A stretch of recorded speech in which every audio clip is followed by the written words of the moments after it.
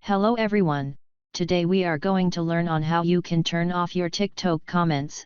This helps those who wants to keep their comments private and one would say a thing about your TikTok. It's simple, simply start by opening TikTok.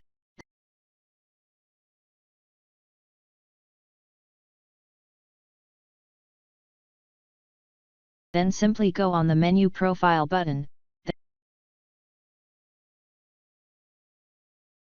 Then click on this 3 dots in the corner.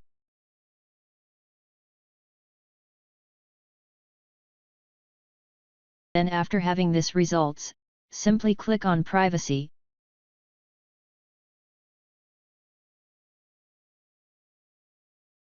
Then go on comments.